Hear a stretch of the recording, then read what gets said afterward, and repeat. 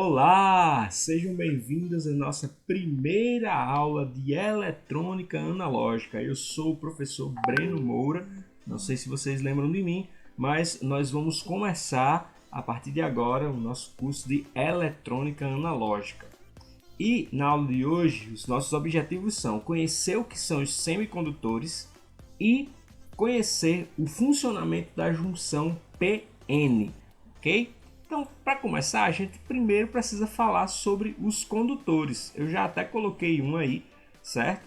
O alumínio, não sei se vocês sabiam que o alumínio era um condutor de eletricidade, mas ele é um dos baratos, inclusive, certo? E os condutores, eles apresentam uma baixa resistência elétrica. O próprio nome já diz, eles conduzem bem a eletricidade, são condutores, certo? Então, a resistência elétrica deles tem que ser baixa, ok? Para quem está com dúvida, dá uma revisadazinha lá no conteúdo de eletricidade, certo? Então, mais um condutor que nós temos aqui, o ouro, certo? O ouro também é um ótimo condutor, certo? Em geral, ele é utilizado quando a gente precisa de condução de precisão ou de uma baixa resistência, certo? Mas ele também é um ótimo condutor de eletricidade, assim como a prata, ok? Entre esses três, obviamente, o alumínio é o mais baratinho, certo? Mas nós temos o campeão, certo? Que além de ser o melhor condutor, ele está entre uma alternativa que não é tão cara quanto o ouro e a prata, certo? Que é o cobre, certo? Então o cobre aí é o campeão, é o condutor que a gente mais utiliza, né? Com certeza a fiação da casa de vocês é toda feita de cobre, certo? Porque ele tem uma baixa resistência, o custo dele ele é mais caro que o alumínio, mas ele conduz melhor do que o alumínio, certo? Então é um custo-benefício muito bom o cobre. Então condutores são isso, né? Conduzem. Isolantes, né? Os isolantes, como o próprio nome já diz, isolam. Então eles impedem a passagem da resistência elétrica, certo? Ou seja, a passagem da corrente elétrica, ou seja, eles têm uma alta resistência elétrica. Entre os exemplos estão aí a madeira, certo? A porcelana, inclusive isso aqui, ó, é um isolador de poste, certo? Feito de porcelana, tá bom? O vidro também é um isolante e a nossa campeã, a que todo mundo conhece, certo? É a borracha, tá bom? Então, esses são os condutores e os isolantes. Condutores conduzem, isolantes isolam. Mas e os semicondutores, certo? Será que é porque eles têm média resistência elétrica, certo? Não é isso não, tá? Os semicondutores ganham esse nome porque ora eles se comportam como condutores, ora se comportam como isolantes. Por isso dá o nome de semicondutores e essa característica deles é muito boa, por isso que eles são muito utilizados na eletrônica, certo? E a diferença está na estrutura atômica, certo? Desses elementos, tá? Como exemplos aqui nós temos o elemento silício e o germânio, certo? Que são feitos os nossos semicondutores. O silício, esse nome aqui, certo? Não é por nada não, mas o Vale do Silício lá nos Estados Unidos, onde estão as grandes empresas de tecnologia, ganhou esse nome porque é uma região rica em silício, produção de silício, e o silício é a grande matéria-prima para os semicondutores, certo? O germânio também, só que o germânio é mais caro e mais difícil de se extrair. Então por isso que o silício é tão utilizado, certo? Os dois são da família do carbono, e assim como o carbono, eles formam esses cristais aqui que nós podemos ver, certo? Eles têm estrutura cristalina, né? Por quê? Vamos um pouquinho para a química, certo? Aqui nós temos um átomo de silício. Ele tem 14 prótons, 14 nêutrons aqui no núcleo, certo? E também 14 elétrons, certo? Para ele ficar neutrozinho aqui, ele tem 14 elétrons. Na última camada, talvez vocês não tenham estudado isso ainda, mas na última camada nós temos apenas 4 elétrons. Essa camada é a chamada camada de valência. E para que um elemento seja estável, ele precisa de 8 elétrons na camada de valência. Então, o que é que o silício, o germânio, assim como o carbono fazem? E vários outros elementos. Eles se ligam a outros elementos, né? Ou para pegar um elétron dos outros elementos, ou para compartilhar o elétron com outros elementos, para que eles possam ficar estáveis. A água, por exemplo, o oxigênio só tem 6 elétrons na camada de valência, certo? Então ele se junta com 2 hidrogênios, que cada um tem um elétron, certo? E aí o oxigênio fica estável com 8 elétrons, e aí esses 3 juntos formam a nossa famosa água, certo? Mas voltando para o silício, então ele consegue se ligar com outro silício, por exemplo, certo? O silício tem 4, o outro silício tem 4, se eles dois se ligarem, forma 8, estão estáveis, né? Por isso eles formam estruturas cristalinas, como nós podemos ver aqui, ó. Olha só, o silício, esse silício aqui, ó, ele está ligado com um silício para cima, um silício aqui do lado, certo? Um silício aqui desse lado, tá?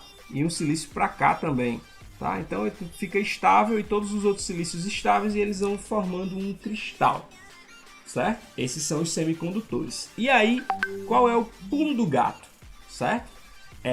Para a gente poder usar o silício como um semicondutor, a gente precisa acrescentar na estrutura cristalina uma impureza, certo? Nesse caso aqui, a impureza de antimônio, tá? O antimônio ele tem 5 elétrons na camada de valência. Então, quando a gente joga o antimônio aqui, ele vai lá se ligar com o silício, só que ele vai ficar com um elétron sobrando, certo? Então, essa impureza aqui deixa elétrons sobrando e assim a gente forma um cristal N de negativo. Por quê? Se sobra elétron negativo, então cristal N, certo?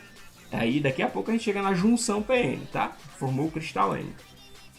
Essa outra aqui é a estrutura cristalina do silício também, só que dessa vez a gente vai ter uma impureza de boro, certo? E o boro só tem 3 elétrons na camada de valência, certo? Então vai ficar faltando um elétron aqui, certo? E quando a gente tem um elétron faltando, quando um elétron sai, a gente chama isso de buraco, certo? O buraco não é um elemento, é só a ausência de um elétron. Então, no caso, se está faltando um elétron, esse cristal aqui ele vai ficar mais positivo. Por quê? Porque ele tem menos um elétron, certo? Então, esse cristal aqui vai ser o nosso cristal P de positivo, certo? E aí sim a gente chega na junção PN, certo? Nós vamos juntar os dois cristais um no outro, o cristal P e o cristal N. E aí você vê aqui, no cristal P está cheio de menos, de negativo, e no cristal N está cheio de mais, de positivo. O que é que vai acontecer aqui? A gente falou que o cristal N está cheio de elétrons sobrando, e o cristal P está cheio de buracos sobrando. Quando a gente junta esses dois aqui, certo? Vai ocorrer a chamada difusão. Os elétrons do cristal N vão passar para o cristal P, certo? Vários deles. E aí, quando eles formarem essa ligação, eles vão formar íons. Então, se esse cristal P, certo? Que a gente chamava de positivo porque faltava elétrons, e esse cristal N a gente chamava de negativo porque sobravam elétrons, eram inicialmente neutros. Por quê? Isso aí pode dar um nó na cabeça de vocês, mas não se preocupe, porque tem o mesmo número de prótons e elétrons. Agora, esses elétrons que passaram para cá vão formar íons negativos desse lado, e os elementos que eles deixaram aqui vão formar íons positivos, certo? Então, o que acontece? Esses íons vão se atrair e vão criar essa chamada região de depleção. E aqui a gente tem o nosso semicondutor, um cristal P, um cristal N, ocorre a difusão e cria-se a região de depleção aqui, certo? Aí, o que essa região de depleção vai fazer? Quando a gente polarizar, ou seja, quando a gente ligar uma fonte, ou seja, quando a gente ligar uma tensão nesse cristal PN, certo? Se a gente ligar ela diretamente, ou seja, o positivo da fonte ligado no cristal P e o negativo da fonte ligado no cristal N, certo?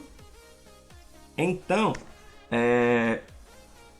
a fonte vai enviar mais elétrons, certo? Para o cristal N, que já tem elétrons sobrando, certo?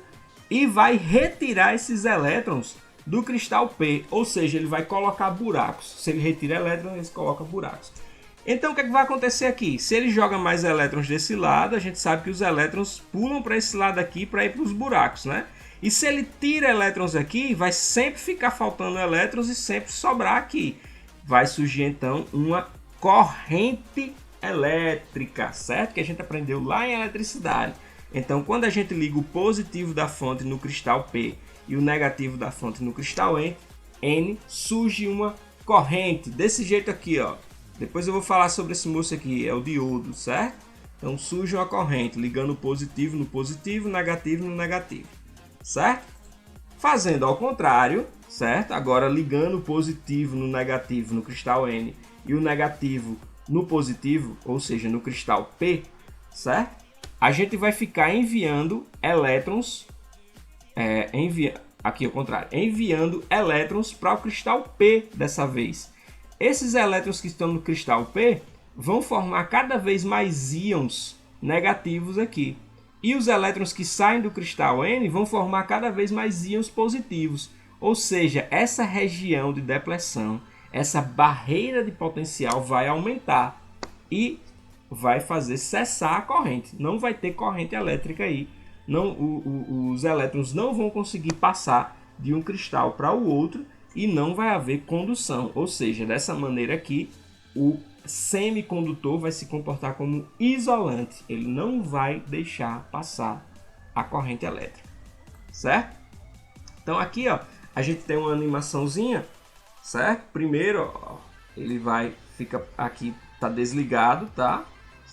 Ele vai ficar repetindo aí, mas vocês vão ver. Primeiro ele vai ficar desligado aqui, aí o que vai acontecer? Vai se formar a região de depressão, olha só. Ele vai já desligar aqui, tá? Desligou, forma a região de depressão. Quando ele liga, o positivo está ligado no cristal P. Então, vocês veem os elétrons passando para o lado, os buracos para o outro, né? Que é a condução, certo? Elétrons para o lado. Quando ele vira a fonte aqui, vocês prestem atenção que a fonte está virando, ó. Quando ela virar para o outro lado, ou seja, quando o positivo fica ligado no cristal N e o negativo no cristal P, olha só, ele vai fazer de novo aí, daqui a pouco vai inverter aqui, ó. Certo? Ele abriu, agora vai inverter. Quando ele inverte, ó, os elétrons saem para cá, os buracos para cá e aumenta a região de depressão, ou seja, ele não conduz, tá? Olha só. Bom, e é isso aí, tá? Só resumindo, nós vimos as diferenças entre os condutores e os isolantes, tá? Conhecemos os semicondutores, principalmente os de silício, certo? E vimos como se forma e como funciona a junção PN, certo? A junção PN é o próprio semicondutor. Quando ela está polarizada diretamente, ela conduz, reversamente, ela corta. Ok, pessoal? Então, bons estudos. Até a próxima aula. Deus abençoe vocês. Tchau, tchau.